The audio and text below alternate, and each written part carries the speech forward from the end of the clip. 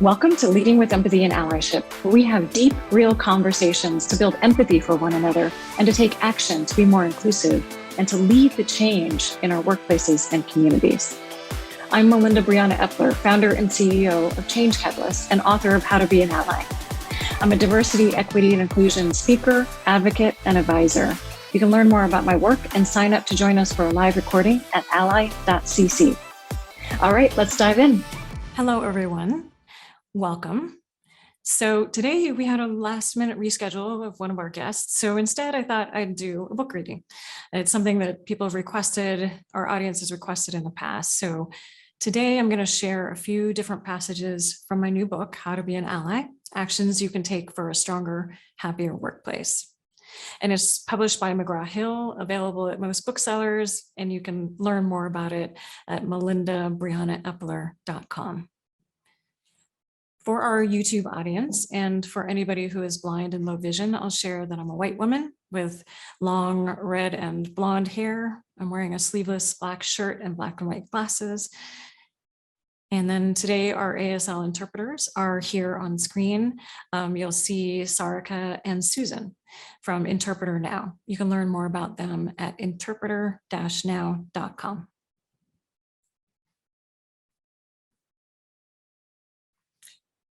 And as I'm sharing my screen, I wanted to acknowledge that I live and work on the traditional lands of the Ramaytush Ohlone people in Yalamu. I recognize their elders, past, present, and future, and the need to redress the historical and current harm to Indigenous communities. So if you work on or live on Indigenous lands, I encourage you to get to know the history and the current peoples that live on that land and get involved in repairing past and current harm. As you all know, or most of you know, I am Melinda Briana Epler. I'm the founder and CEO of Change Catalyst and the host of Leading with Empathy and Allyship. I'm a diversity, equity, and inclusion speaker, advocate, and author of How to Be an Ally. I also train and advise and I coach leaders, entrepreneurs, investors, and activists on how to build diverse, equitable, and inclusive companies. So today I will be sharing some passages from my book, How to Be an Ally. And I will say that I spent about 2.5 years researching, writing this book, and also, decades of experience as well went into it. I analyzed 300 books and articles. And then we synthesized at Change Catalyst, we synthesized all we've learned over the many years of working with leaders to build empathy and allyship. And we developed a allyship report prior to releasing this book too as well. So some of the research that went into that report is also weaved in throughout the book.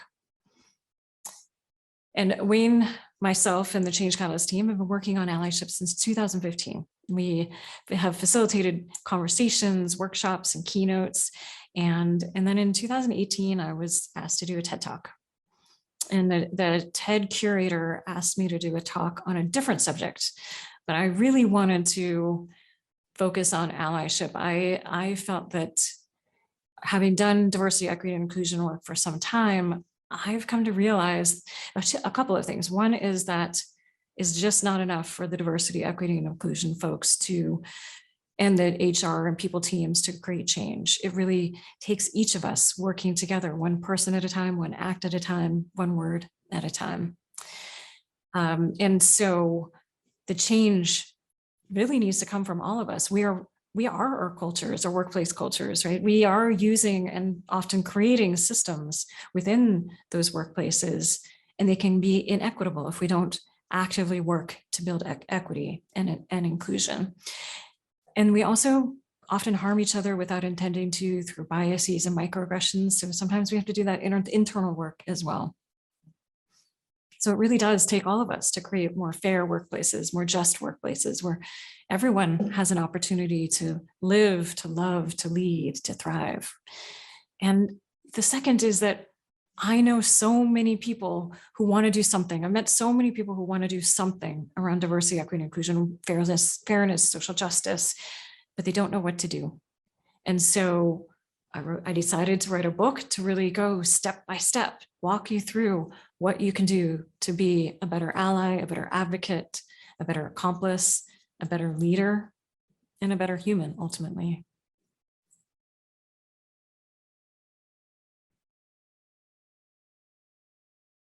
So the book is, I believe there are 10 chapters in the book. And, I go through what allyship is, why it matters, how it works within the workplace, why it's important for diversity, equity, and inclusion, and culture in general.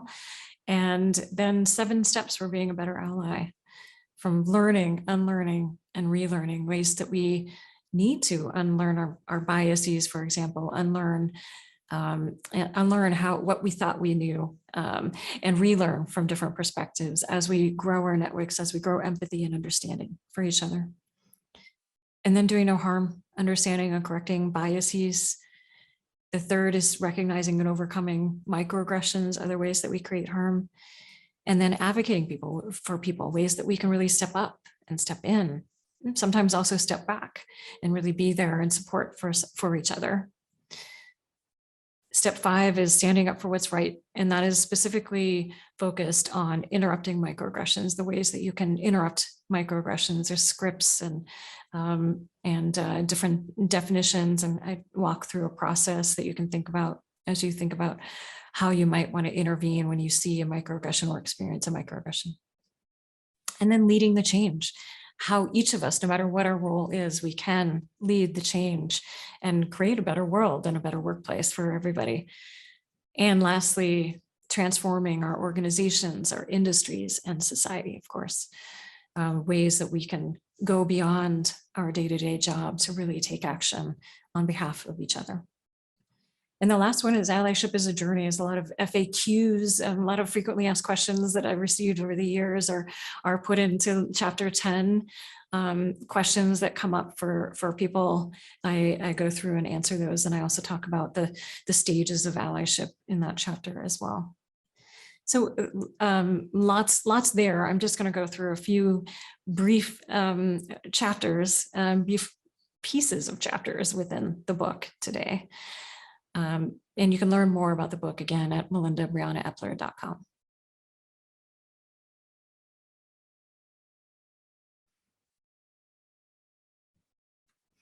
Great. So let's get started with the first piece. This is in the introduction, is how I hit the glass ceiling and bounced back. In 2013, I hit the glass ceiling hard. And still to this day, I have shards from it deeply embedded beneath my skin. The glass ceiling exists for many people rising to the top of their fields and their companies, where we hit the limit of what our opportunities are, what opportunities are open to us because of our identity, gender, race, ethnicity, disability, sexual orientation, and or other historically marginalized identities. It's glass, so we might not see it right away, and the people around us usually don't see it either. All my life, I've worked to make the world a better place. I began my career as a documentary filmmaker. After several years, my work evolved to creating movements of change by combining storytelling and behavioral science. So I partnered with non-governmental organizations, governments, and Fortune 500 companies to build social change using social marketing, branding, behavior change strategies, and storytelling. I also advised social entrepreneurs, became a popular sustainability blogger, and volunteered and served on the boards of multiple nonprofits and advocacy organizations. While leading several global branding, marketing, social impact campaigns with my clients, I was offered a job in-house as an executive at an international engineering firm in San Francisco. So like many companies, this organization was working to stay strong in an industry that was dominated by ever-enlarging global conglomerates. This company wanted to be the go-to firm for women in engineering, and they wanted me to help them get there. So that sounded fantastic. They told me my branding, my storytelling and marketing experience was exactly what they needed to shake up their brand positioning, their storytelling and marketing strategy. My experience in organizational and cultural change was exactly what they needed to build a healthier and more scalable culture, put human resources operations in place, and manage process and culture integration in a few upcoming mergers and acquisitions.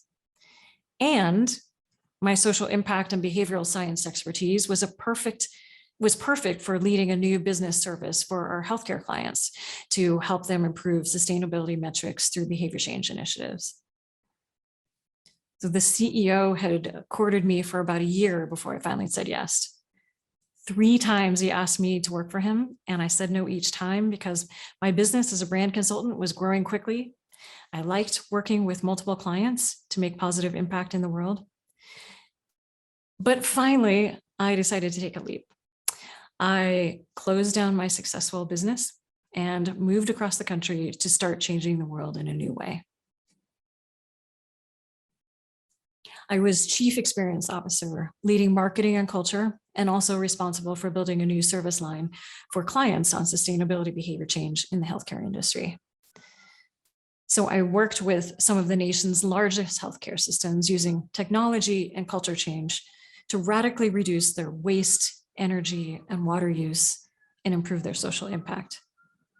It was my dream job in so many ways. I was creating real change in the world and making a significant positive impact on my company's sales, marketing, and engagement.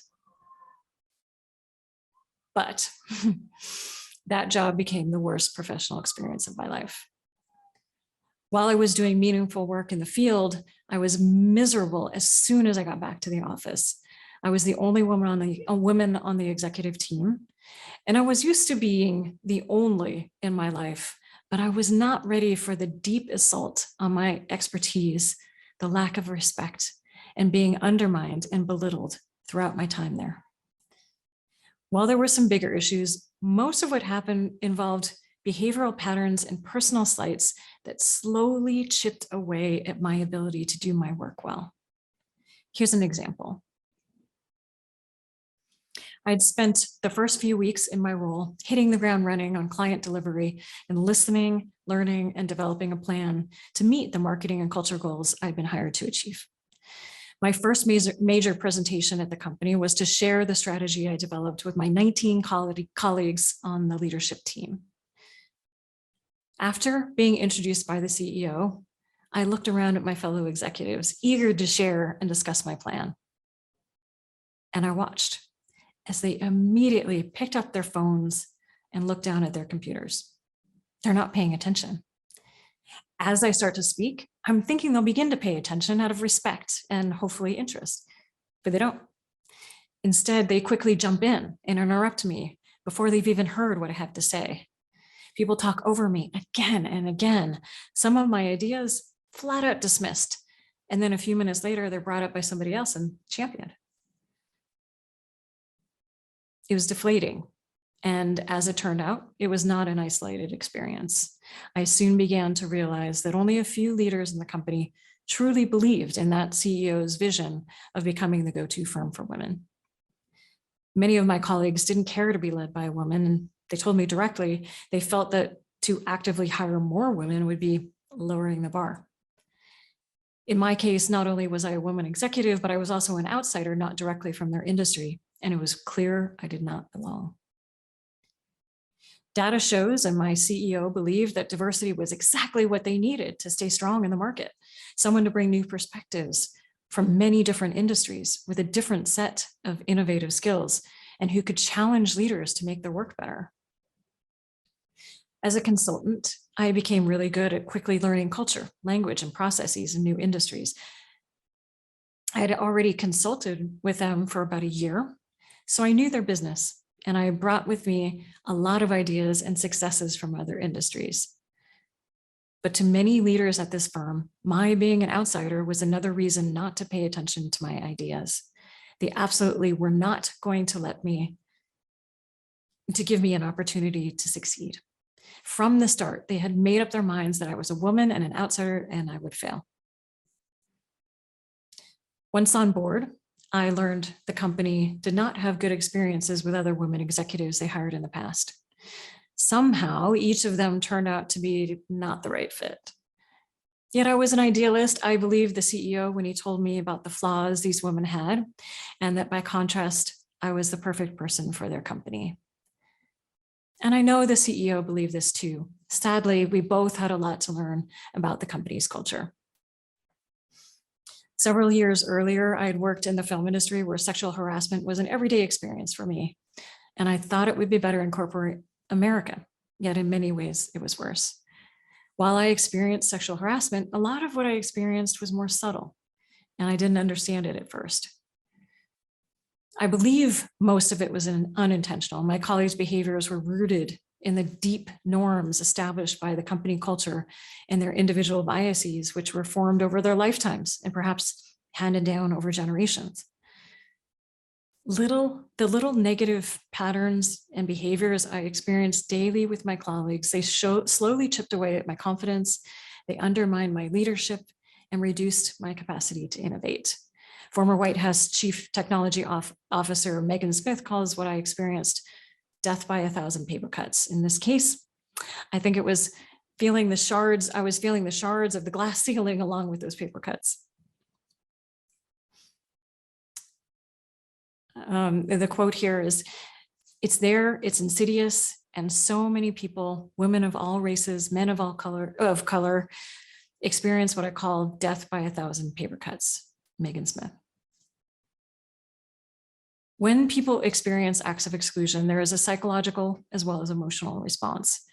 Reflecting back on that room where I gave my first presentation, despite my years of experience and expertise, I was negatively judged before I said anything. Sure, I was a bit nervous for my first big presentation in front of this group, but I was prepared. I had done this many times before. My plan was a good one, and like a good corporate executive and coalition builder, I had talked with many of my colleagues individually to get their input beforehand. Yet I was knocked off my feet from a lack of people listening, the constant interruptions, and my ideas being taken as other people's ideas. I lost energy and confidence because my expertise was being questioned.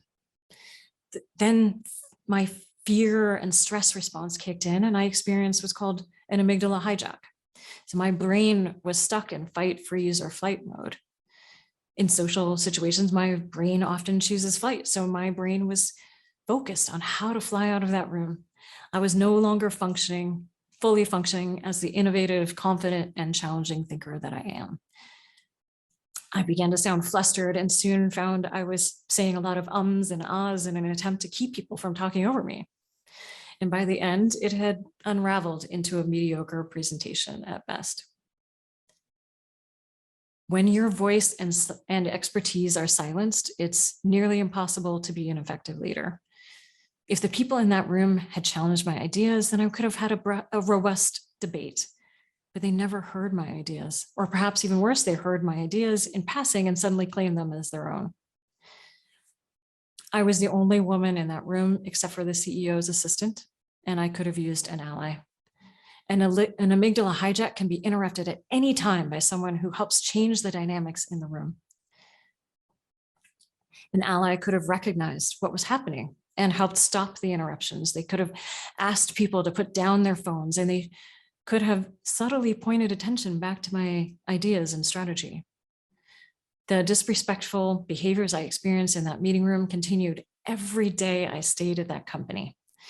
And behaviors and patterns like this, when they happen over and over and over again, they wear you down. So pretty quickly, my energy was tapped, my confidence was shot, and I was miserable. All right, that's the end of that section here. I'm going to skip to a second reading.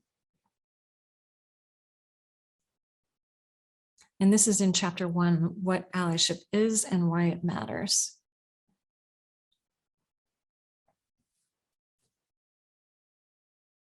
The number one thing I've learned over years of doing this work with hundreds of companies is this: there's no magic wand that creates diversity, equity, and inclusion. Change happens one person at a time, one act at a time, one word at a time. It's human nature to want quick solutions. Often companies new to diversity, equity, and inclusion believe that one training will fix all their problems. But that isn't how change works. There's no training that on its own magically fixes a lack of diversity, inequity, and exclusion. In the world today, we have a tendency to believe that technology can fix most problems in our workplaces. But there's no technology that magically fixes this either. There are some technology solutions working on pieces of the diversity and inclusion puzzle. There is some training that can help people learn specific solutions to creating more equitable systems, processes, language, and structures. However, the real change happens when each of us becomes part of the solution. That's where allyship comes in. You and me leading with empathy, changing how we do what we do, how we make people feel, working together to recognize and correct deep imbalances in opportunity that began centuries ago and continue today. And as we reach a critical mass of allies, we create stronger and happier workplaces, companies, and industries together. Data shows that people on diverse and inclusive teams are happier at work, we're more innovative and productive, and our companies are more profitable.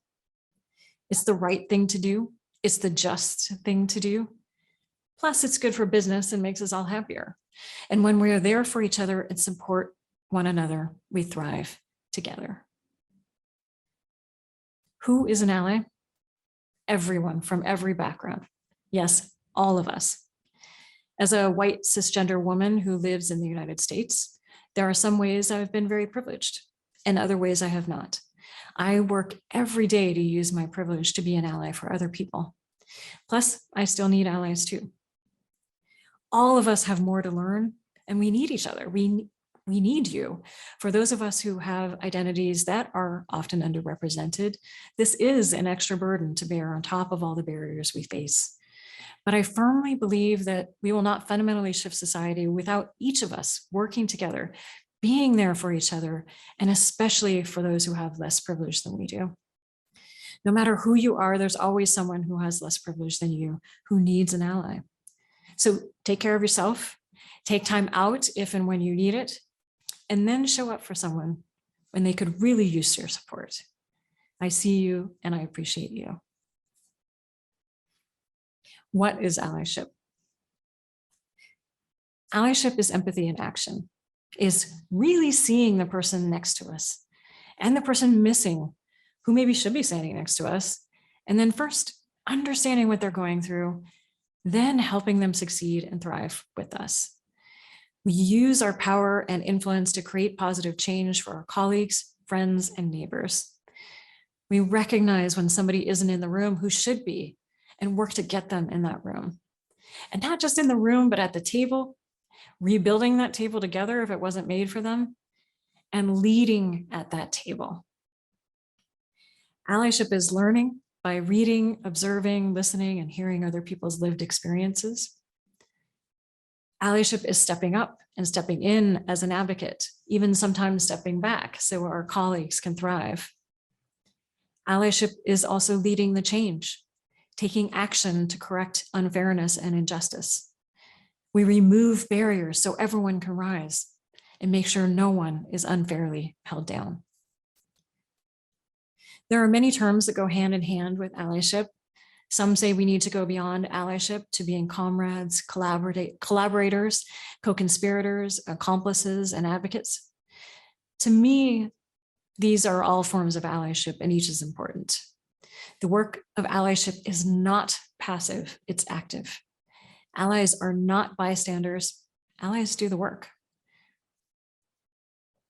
An alliance is an agreement to cooperate, a merging of efforts, helping each other when in need, mutually working toward a common goal.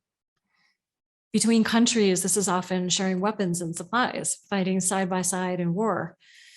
Think Allied powers in World War II. By working together, these allies won the war. So between people, often this is sharing our power and influence, working together to correct systemic barriers. Allies advocate for and with each other. We collaborate and conspire with people who have been historically marginalized to rebuild systems that are more equitable. So we might start with small actions as allies, yet over a lifetime, we grow into deeper actions. What does an ally do? Good allies learn, show empathy, and take action. We learn to better understand each other, to become aware of the unintentional harm we might be causing, to make corrections to our own beliefs and actions, and to grow as inclusive leaders. We also learn when we make mistakes, which we all do. Good allies are always learning. We show empathy for each other and recognize our value and value our unique experiences. We notice when people have been negatively impacted by marginalization or inequity, whether caused by ourselves or somebody else, or an unfair system. Good allies are empathetic leaders, approaching people, ideas, and solutions with empathy. We take action in ways that benefit the people around us, especially people who have been oppressed and marginalized and face inequity. This can be in little ways at first, and then stepping into opportunities for bigger action. This book is organized into 7 steps for you to take action as an ally. 1, learn, unlearn, and relearn. Learn about and recognize historical harm and its intergenerational impact. Unlearn biases from history and cultural marginalization, and relearn from new perspectives. 2, do no harm. Understand and correct our biases. Work to change your behaviors and actions so that you don't unintentionally harm people with biases. 3, recognize and overcome microaggressions. Develop your awareness and empathy skills to identify and eliminate microaggressions. 4, advocate for people. Step up and advocate for people in small, everyday ways that can make a difference. 5, stand up for what's right. Intervene to stop microaggressions and support people who have been harmed. 6, lead the change. When you're ready, take action to lead the change in your work, on your teams, and in your workplace. And 7, transform your organization, industry, and society. Address biases and inequities in your company and in the broader world. Allyship is not charity. Allyship is being a good human. Allyship helps correct and repair centuries of people not being treated equally, create equal access and opportunity, build better companies, and establish healthier, happier workplaces and communities. All right, that's the end of that passage. So I spoke about microaggressions. I shared my own experience of biases and microaggressions in the beginning. So I wanted to share a bit about, a little bit more deeply about microaggressions here. So I'm going to do that.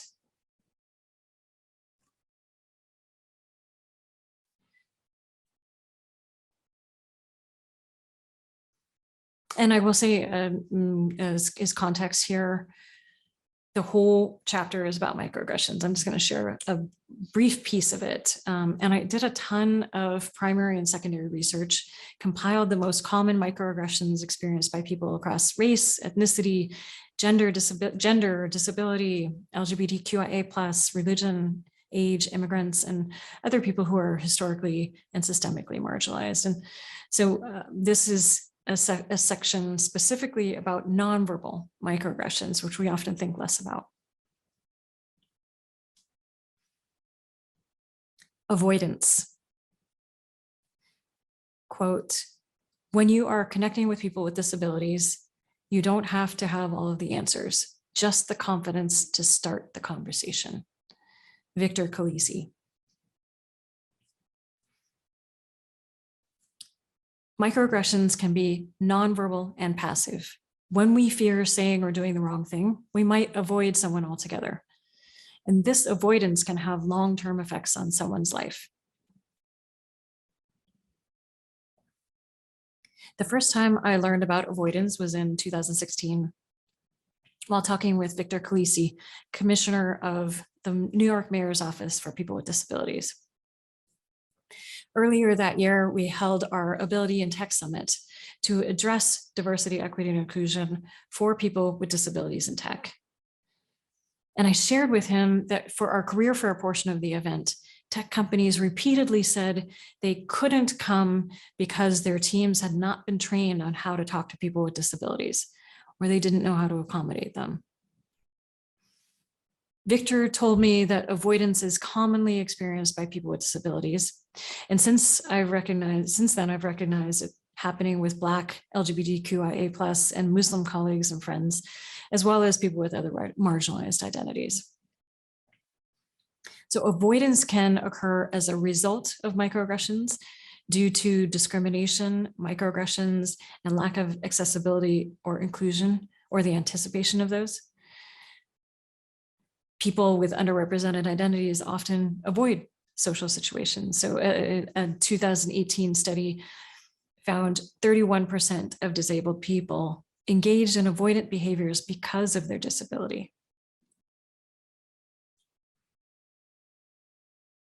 So there's two different types of avoidance there. So who are you avoiding out of fear or lack of knowledge? And what can you do to change that? So I'm actually going to talk through a table here. I have in the book several different tables. There's some tables in the bias chapter, different kinds of biases and ways to think about them differently, and the same in the microaggressions chapters. There's 2 chapters on microaggressions. So this is table 5.2, recognizing and overcoming nonverbal microaggressions. So avoid these microaggressions: invisibilization and exclusion, ignoring someone's presence in the room in a conversation or in a public space, not inviting someone to a meeting when they should be there because of their expertise and role, having non-senior level people or non-VIPs sitting against the wall versus sitting at the table, seeing or treating 2 Black women as interchangeable. Consider this: invisibilization is a form of othering. I don't see you or recognize you. This could happen in meetings or events where no one introduces themselves to a person with an underrepresented identity, or walking past someone and pretending they don't exist. This happens to me often in my own neighborhood in San Francisco, the heart of the tech industry. Men will literally run into me because they don't see me or they expect me to move out of the way. Be mindful of inclusion in meetings. Invite people to be in the room where decisions are made with a powerful position at that table. Ensure everyone is introduced to one another. Pause, humanize, empathize.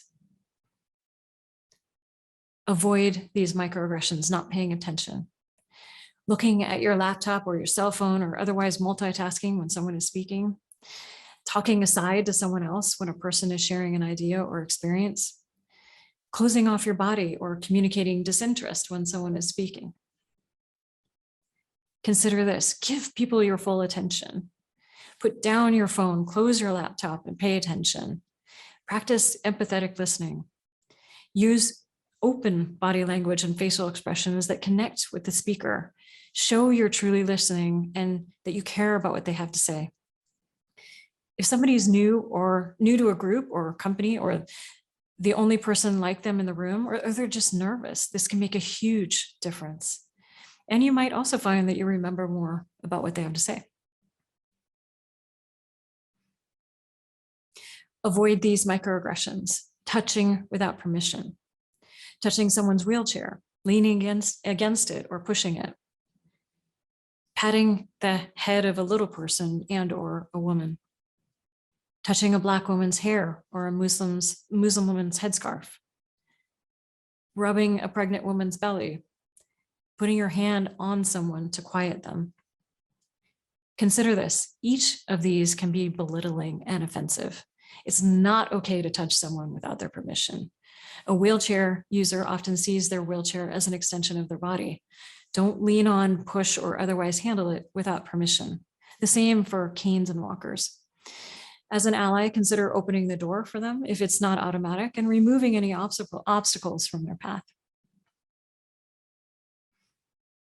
Avoid these microaggressions: racist, sexist, or ableist nonverbal actions, referring to sign language by waving your hands in a nonsensical way, using an animal reference, for example, monkey, ape, cougar, when referring to a person, calling the police when you see a Black person in your neighborhood, or calling security when at your workplace, crossing to the other side of the street when you see a Black man coming forward toward you on the sidewalk, locking the door when you see a Black man walking near your car, grabbing your purse when you see a Black person near you, using cat or cougar gestures or gestures about somebody's body when describing a woman. Consider this: these are demeaning and derogatory actions that must be eliminated from our society. They are harmful to us all. So refrain from calling security or the police because someone looks suspicious. This is a bias that puts Black people in harm's way far too often and needs to be unlearned. Recognize and reverse your biases when you assume somebody is a criminal or doesn't belong. If you tense up when a Black man walks down the street next to you at night, recognize yourself tensing up and change it. Show warmth and kindness instead. Pause, humanize, empathize. Avoid these microaggressions: visual storytelling, featuring stories, pictures, or other examples that don't show diversity. They tell inappropriate jokes. They reinforce stereotypes, or they are slights. This might be in slides, websites, presentations, social media, advertisements, etc. Consider this. Filter all of your work with a DEI lens. Always consider the diversity, accessibility, and inclusion of written language, images, and other visual expressions. And avoid these microaggressions: other facial expressions and body language, rolling your eyes or otherwise dismissing or mocking somebody, giving a knowing side look to someone about someone else, embodying dominant power positioning. Consider this: become aware of how your body and your facial expressions make somebody feel. Is someone closing their own body language in relation to yours? Are you encroaching into their personal space? Once you begin to recognize this, you also might be able to see other people do this too and interrupt it. I have two sections that I reference here, one on facial expressions and one on body language. And lastly, avoid these microaggressions: avoidance, not interviewing or approaching somebody because you don't know how or don't know how to accommodate. Avoiding the seat next to a person with a marginalized identity or sitting further away from them than normal in a conversation or in an interview. Asking different questions in a job interview because you're afraid to ask them or because you assume you know the response. And not giving someone proper feedback to grow. Consider this. See the earlier avoidance section. Don't let fear be a reason or excuse for exclusion. Do the work to learn how to speak with, interview, or accommodate someone. Make sure you're providing quality feedback to people who need it to grow their work. And I talk more about feedback in step 5, stand up for what's right. All right, that's the end of that section. And then just one more here. I also wanted to share some things you can do that can help acknowledge and treat the impact of microaggressions. This is a whole chapter dedicated to microinterventions, which are essential. And this section in particular focuses on microaffirmations.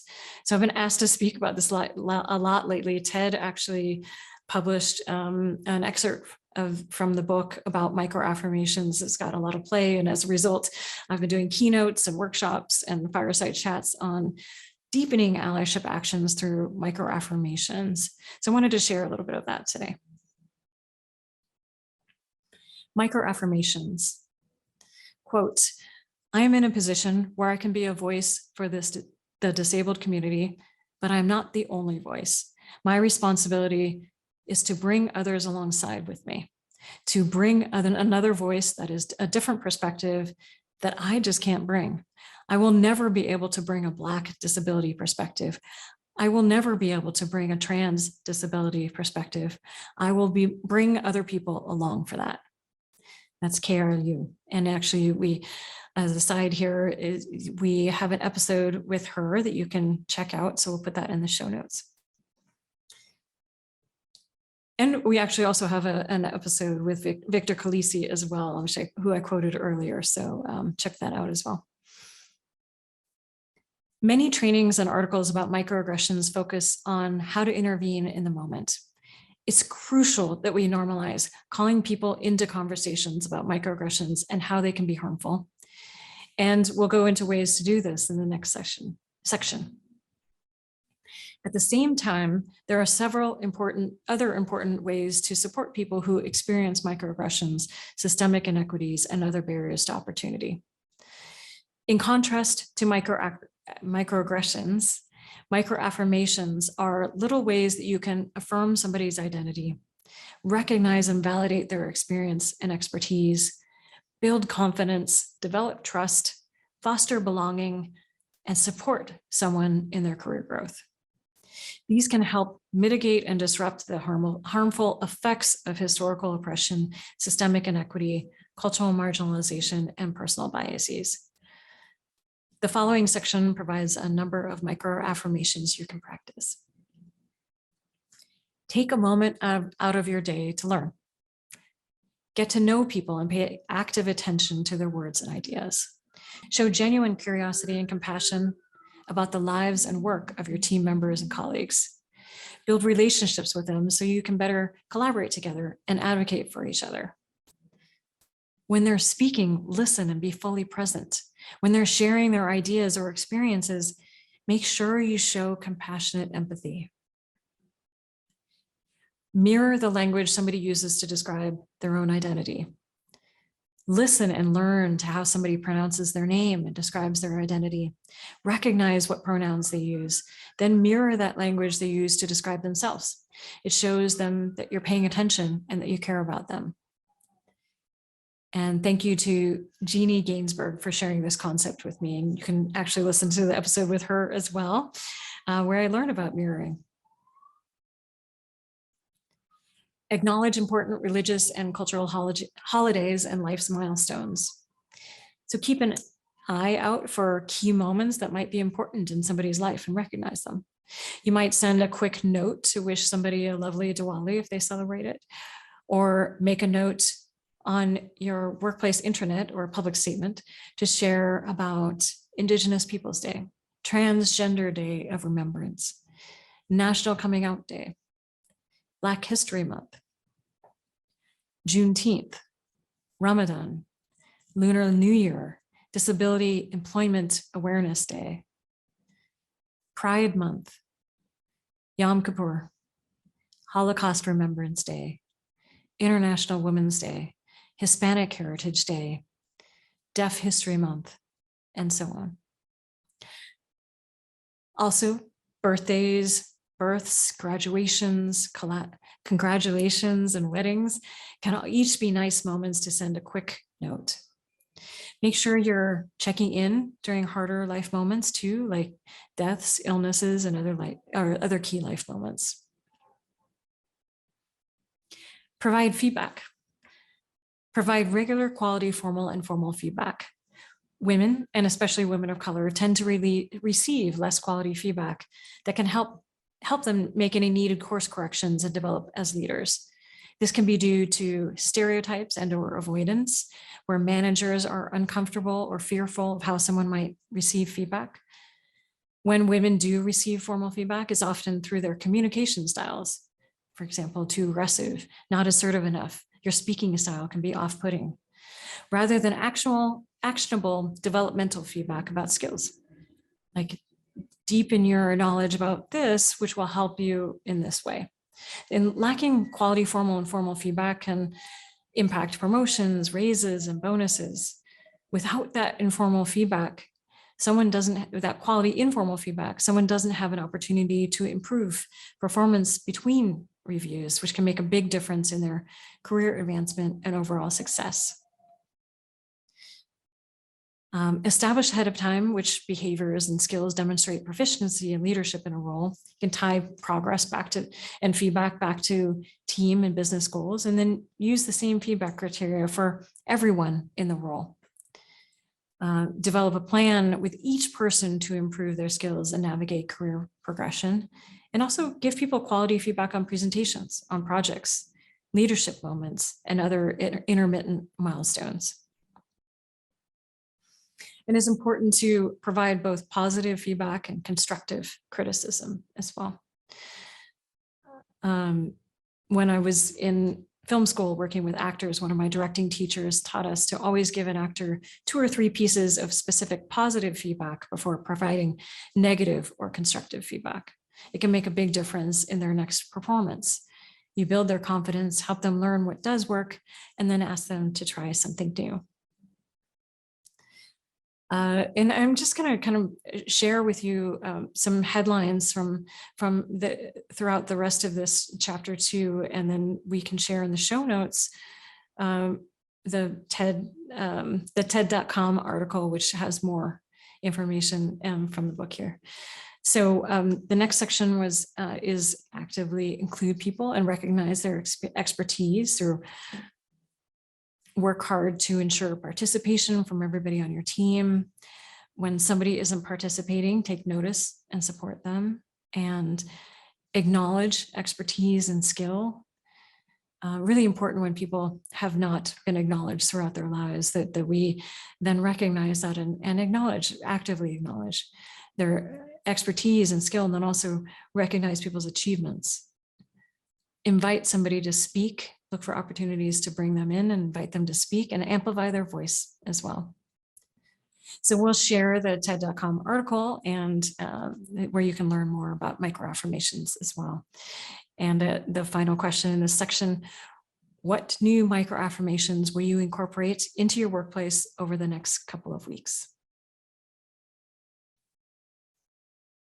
Again, you can learn more at melindabrianaepler.com. You can learn more about the book, and do check out all of our episodes of this podcast at ally.cc, and please do share your learnings. We have a hashtag Allyship podcast if you want to share your learnings on Twitter and other social media.